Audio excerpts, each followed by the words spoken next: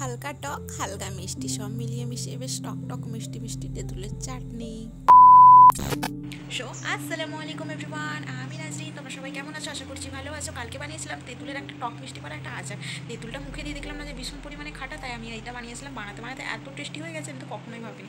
চলো আজকে সেটাই তোমাদেরকে আবার শেয়ার করবো, আজকে আবারও বানাবো। চলো এখানে দেখো আমার বোতলে তেঁতুল ভরা আছে। তেঁতুলটা একটা জায়গায় বার করে নিয়ে, আর তেঁতুলটা দেখি এত টক টক।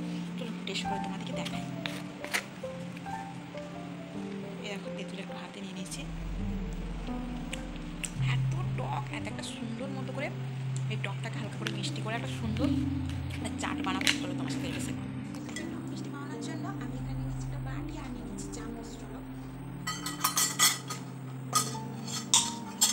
সামান্য পরিমাণে নেবো। দেখো এই এতটা পরিমাণে নিয়েছি, দেখতে পাচ্ছ? এতটা পরিমাণে নিয়েছি, এই জন্য এতটা পরিমাণে নিয়েছি। এইটা মিষ্টি বানাবো।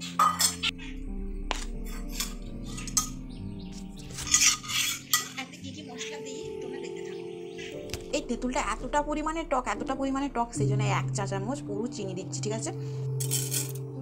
চলো কতটা পরিমাণে চিনি অ্যাড করেছি। ভীষণ টক, মুখে দিলে আমি ভাবছিলাম যে তেঁতুলটা কীভাবে কি খাওয়া হবে। চলো তেঁতুলটার সাথে এটা ভালো করে একটু মিক্স করে নিতে হবে। কিছু মশলা, চলো প্রথমে দিয়ে দেবো সামান্য পরিমাণে লবণ, তারপরে দিয়ে দেবো সামান্য পরিমাণে ধনিয়ার গুঁড়া, তারপরে আমাদের ঝালটা একটু বেশি, সত্যিই ঝাল হালকা করে, সেজন্য ঝাল দিয়ে দেবো। হালকা করে দিয়ে দেবো জিরার গুঁড়া, দেখতেই পাচ্ছ এগুলো সব দিয়ে দিয়েছি। মশলাগুলো দিয়ে একদম কমপ্লিট হয়ে গেছে। এটাকে ভালো করে তেঁতুলটার সাথে মাখাতে হবে, ঠিক আছে? পুরো প্রসেসটা এইভাবে হবে, দেখতে পাচ্ছ? চলো এটা একটু ভালো করে এইভাবে মাখিয়ে নিই, তারপরে দেখা হচ্ছে।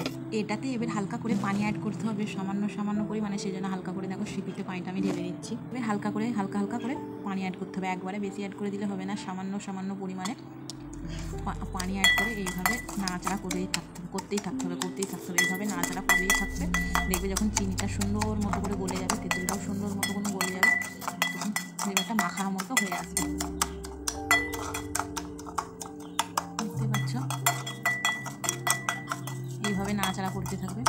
দেখা একটা গ্রেভি কি সুন্দর মাখার মতন হয়ে আসছে। পানিটা দেওয়ার পরেই আবারও হালকা করে একটু পানি দিয়ে দেবো।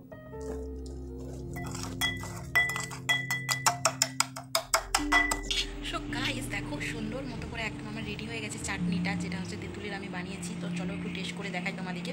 আর এটা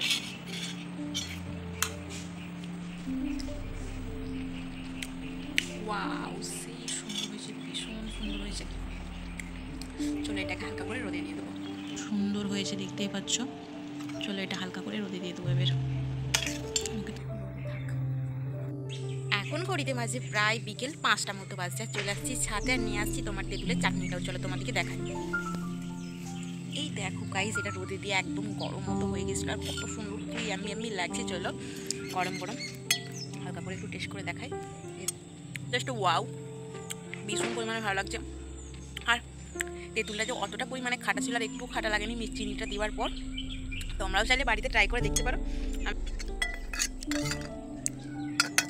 দেখো এখানে আমার খাবার একদম ফ্রেশ। আমাকে তো বেশ ভালোই লাগলো, আর তোমাদেরকে কেমন লাগলো কমেন্টে জানাও। চলো টেস্টি চাটনি। আজ বিকেলে কি এসেছে দেখো আমাদের বাড়িতে। আমার আম্মাজির একটু শরীরটা অসুস্থ ছিল, সেই জন্য আমাদের যারা চলে আসছে তার ফুম্মনিকে দেখতে, আর আমিও তাকে নিয়ে নিলাম একটু আমার ব্লগে। চলো আজকের মতন এ পর্যন্ত। আল্লাহ হাফেজ, থ্যাঙ্কস ফর ওয়াচিং।